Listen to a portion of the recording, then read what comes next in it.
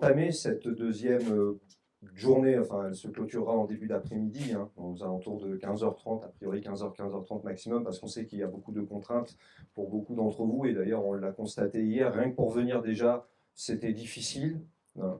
Donc pour repartir, on imagine qu'il y aura aussi éventuellement des problèmes, qu'on terminera ceci assez tôt. Ce matin va être consacré donc au meeting internationaliste qui va être présidé par notre camarade Boris Differ, qui est le secrétaire de la Commission internationale, qui mène un gros travail de contact, de suivi de l'actualité, pas tout seul naturellement, avec l'ensemble de la Commission.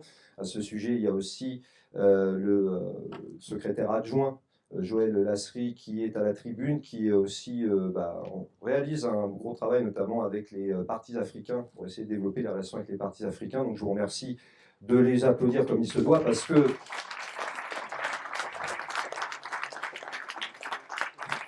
parce que sans eux, nous n'aurions pas le beau plateau des invités internationaux qui sont aujourd'hui présents et que Boris présentera donc plus précisément. Je salue également la présence de Bruno Drewski, qui est donc, vous pouvez l'applaudir, hein, bien entendu, qui est là, qui est un spécialiste donc de la géopolitique et qui viendra aussi témoigner de la situation que vous connaissez, que nous avons d'ailleurs déjà beaucoup développée hier, quelque part, puisqu'on parlait beaucoup de la paix, notamment du côté donc, du Proche-Orient. Je ne vais pas en dire plus longtemps, je m'efface. C'est à Boris d'assurer donc la présidence, qu'il en soit remercié.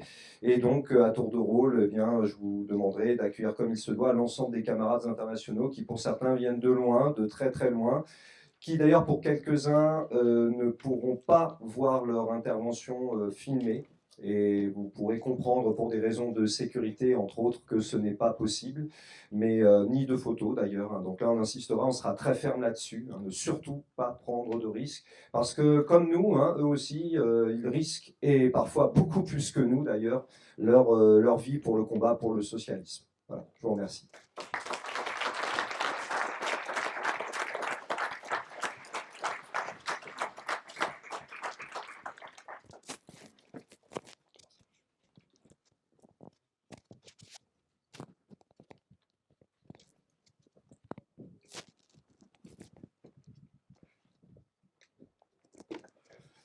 Chers camarades et invités, tout d'abord, j'aimerais transmettre au nom du secrétariat national et de la commission internationale du PRCF nos remerciements pour votre présence aujourd'hui ici avec nous. Nous tenons à saluer tout particulièrement les délégués internationaux, les représentants des différents partis communistes du monde entier, des ambassades de pays socialistes pour leur présence qui nous honore et qui nous oblige. Et je vous demanderai un léger applaudissement, s'il vous plaît.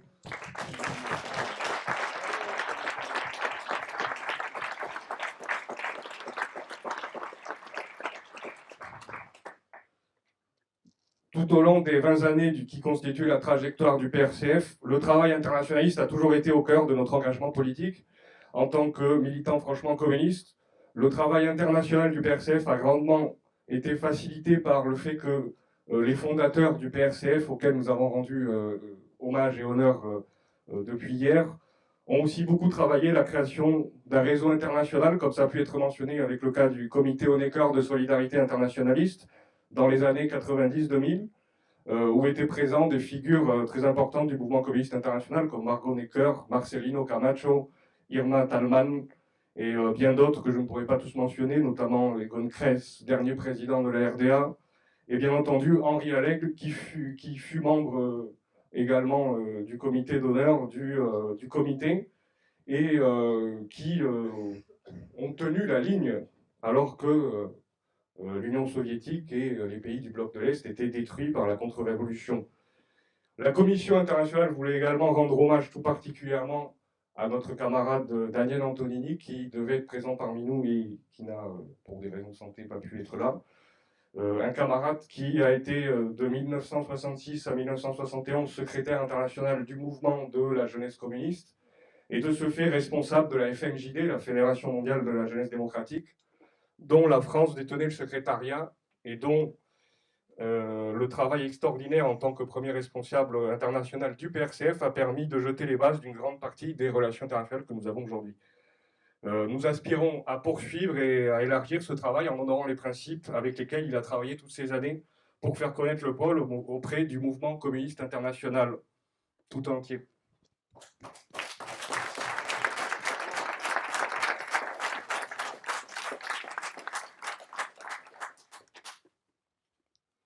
Alors, nous n'allons pas rentrer dans un long historique de tout le travail qui a été fait, car le temps ne le permet pas. Nous allons nous concentrer surtout sur une analyse de la situation internationale actuelle, qui a déjà pu être un peu abordée à différents moments hier. Comme vous le savez, camarades, la menace d'une troisième guerre mondiale, incluant potentiellement l'usage de l'arme nucléaire, ne cesse de se renforcer. Soutenue par les médias d'État et une presse largement alignée sur les intérêts du complexe militaro-industriel, Emmanuel Macron se positionne en leader d'une trajectoire qui pourrait bien s'avérer suicidaire pour la France, pour l'Europe et même pour l'humanité entière. Cette course effrénée vers cette guerre impérialiste se fait à un rythme inquiétant, en deçà d'un certain seuil que Macron semble déterminé à dépasser, sous les acclamations intéressées de ce fameux complexe militaro-industriel qui place déjà la France en deuxième exportateur d'armes. La dissuasion nucléaire française ne peut plus jouer son rôle protecteur. Une fois ce seuil franchi, l'arme atomique française deviendrait en fait un paratonnerre et attirerait la foudre sur nous. Depuis l'engagement, on va dire, de troupes françaises à Odessa, en Ukraine, ainsi que dans la formation des militaires du régime ukrainien. Il s'agit non plus d'un objectif national, mais impérialiste, la création d'un État fédéral européen belliciste doté d'une armée euro-atlantique et soumis à un impérium financier allemand, sur fond de guerre sociale en France, contre les acquis sociaux de 1945. Ce surarmement destructeur, ce sont les travailleurs français qui devront payer le prix à travers la baisse des salaires, la suppression de la protection sociale, la disparition des retraites par répartition, des allocations chômage et des services publics. Les annonces conjointes de la Commission européenne, de la Cour des comptes et de Bruno Le Maire en servent la preuve flagrante. L'impérialisme français affaiblit et expulsé de nombreux pays africains dans une nouvelle vague de rébellions nationales populaires, comme au Mali, au Burkina, au Niger ou encore plus récemment au Sénégal avec les dernières élections, semble se réorienter sur un nouvel axe de l'Europe du Sud-Est, qui inclut la Roumanie, la Moldavie, la Transcaucasie, dont notamment la Géorgie et l'Arménie, ainsi qu'une partie de l'Asie centrale, toujours supplétif des intérêts du bloc impérialiste dirigé par l'Empire des États-Unis. Ce redéploiement impérialiste n'est dans l'intérêt d'aucun peuple, et redisons-le, il peut s'avérer suicidaire pour la population française, alors que, ne serait-ce qu'au regard de ce que notre peuple doit à l'URSS victorieuse d'Hitler, il faudrait développer l'amitié avec tous les peuples, y compris les peuples russes et biélorusses, dont le général de Gaulle rappelait en 1944 qu'ils ont joué le rôle principal dans notre libération. En Ukraine, la perspective d'un possible effondrement politique et militaire du régime néo-nazi de Kiev a galvanisé les partisans de la guerre au sein de l'UE et de l'OTAN, avec en première ligne l'administration Macron, qui n'a aucun mandat démocratique du peuple français, majoritairement opposé, et de loin, à l'envoi de troupes françaises en Ukraine. À Gaza, les alliés états-uniens de Netanyahou poursuivent sans relâche l'armement des forces militaires israéliennes engagées dans un génocide du peuple palestinien, sans oublier le Liban bombardé et menacé d'invasion par le boucher de Tel Aviv. Le risque d'une guerre régionale puis mondiale, si Israël frappe lourdement l'Iran et entraîne les États-Unis dans un conflit ouvert, se transforme alors en déclencheur d'une guerre mondiale potentiellement exterminatrice. Il ne faut pas non plus oublier les provocations tout aussi menaçantes à Taïwan ou sur la péninsule coréenne. Les États-Unis et leurs vassaux européens, anglo-saxons, ainsi que de l'AUKUS, Australie, Canada, Nouvelle-Zélande, etc., ainsi que les régimes tutélaires au Japon et en Corée du Sud, harcèlent la Chine silencieusement, tout en menaçant ouvertement de détruire la Corée populaire. Si Trump revenait au pouvoir, le front asiatique pourrait bien prendre une dimension plus dangereuse, alors encore que celui-ci s'étend de la Finlande militarisée par l'OTAN au Proche-Orient martyrisé. Avec Harris, ça sera l'inverse, vous m'aurez compris. Eh bien, enfin, bien que paraissant plus périphérique, l'étau resserré autour du Niger par l'intermédiaire de la CEDEAO, à la demande de Macron, ou encore le renforcement du blocus contre Cuba socialiste, orchestré par les administrations Trump et Biden, montre que l'hégémonie euro-atlantique cherche à éliminer tout ce qui pourrait gêner ses ambitions avant un conflit éventuel mondial contre la Russie et la Chine. En Europe, cela se manifeste déjà par une répression de plus en plus systématique contre tous les véritables patriotes qui, conscients du risque de la destruction totale en cas de guerre nucléaire, auraient la lucidité de refuser l'union sacrée contre la Russie et la Chine.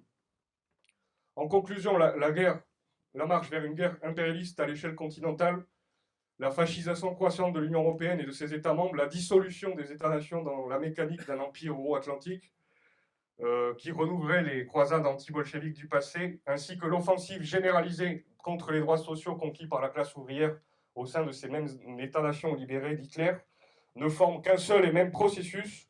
Ceux qui tenteraient de séparer les luttes populaires pour la paix, les libertés, les droits sociaux et la dignité nationale risqueraient une défaite totale, car un front divisé est voué à l'échec. C'est pour cela que le PRCF ratifie, confirme son engagement auprès de la plateforme anti-impérialiste mondiale en vue de la constitution du plus large front possible anti-impérialiste pour stopper la marche à la guerre voulue par les impérialistes sur le court terme et désespérée par leur effondrement inéluctable sur le moyen long terme.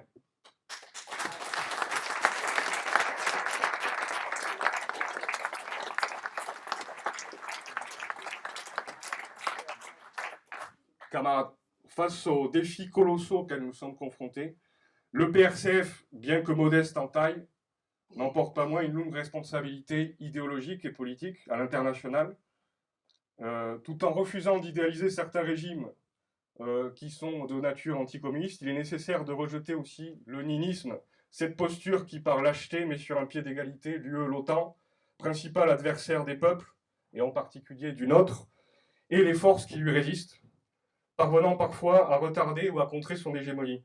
La victoire militaire russe entraînerait une défaite majeure pour l'OTAN. Il est également crucial de ne pas diaboliser ou non d'un purisme idéologique déplacé des États comme la République populaire de Chine ou les autres pays socialistes.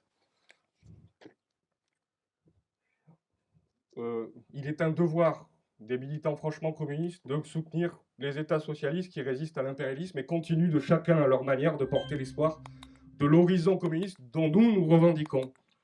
Nous devons aussi soutenir activement le peuple cubain soumis à un blocus cruel imposé par les États-Unis qui se renforce chaque jour encore plus, et soutenir, même pour notre propre défense, le Parti communiste cubain et la direction de l'État socialiste qui continue de tenir tête à la contre-révolution mondiale depuis la chute et la destruction de l'URSS et du bloc de l'Est. Et malgré les tentatives du gouvernement français par des mesures répressives de faire taire ceux qui défendent le peuple palestinien, nous devons dire les choses telles qu'elles sont. L'État d'Israël est un régime colonial d'apartheid, de colonialisme cynique, de purge ethnique, de terrorisme d'État et de violation répétée des résolutions de l'ONU. En somme, un État voyou au banc des nations.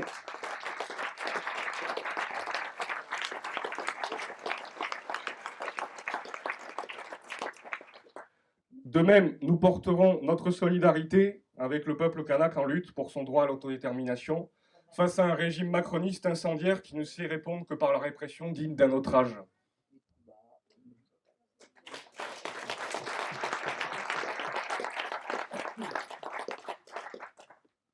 De manière plus constructive, il est essentiel d'œuvrer fraternellement à la reconstitution d'un mouvement communiste international réel, avec pour objectif à terme la création d'une internationale communiste et ouvrière. Cette initiative, fondée sur un marxisme-léninisme renouvelé et sur une réintégration dans le mouvement prolétariat international, est le seul moyen de surmonter les échecs récents subis par certains partis communistes dans différentes régions du monde. Il est également nécessaire de contribuer à la relance du syndicalisme de classe massif et international, notamment représenté par la FSM, la Fédération syndicale mondiale, et de renforcer le front anti-impérialiste mondial. Ce noyau rouge internationaliste sera en mesure de raviver l'idéal d'un socialisme communiste de nouvelle génération, de réunir le mouvement ouvrier, de relancer la bataille des Lumières et d'offrir aux peuples en lutte, comme ceux de l'Afrique francophone en pleine rébellion légitime, des perspectives d'unification, d'offensive et de reconstruction. Faute de quoi, c'est une situation de chaos généralisé, à l'image de Gaza ou d'Haïti, qui nous attend à l'échelle mondiale.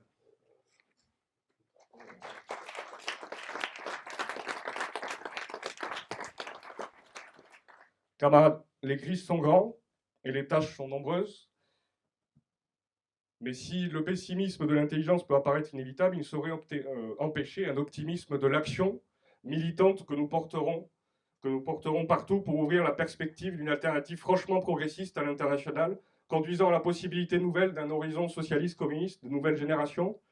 Les militants franchement communistes du PRCF qui entendent prolonger les combats passés de Robespierre, de la Commune de Paris, du Grand Parti communiste français, de Maurice Thorez et de Jacques Duclos, continueront d'agir à côté de tous les anti-impérialistes et de tous les antifascistes pour défendre la paix mondiale et pour reléguer au musée des horreurs le capitalisme et l'impérialisme moribond.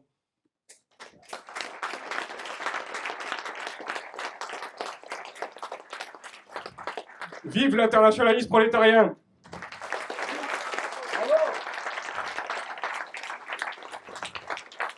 Vive le front anti-impérialiste mondial!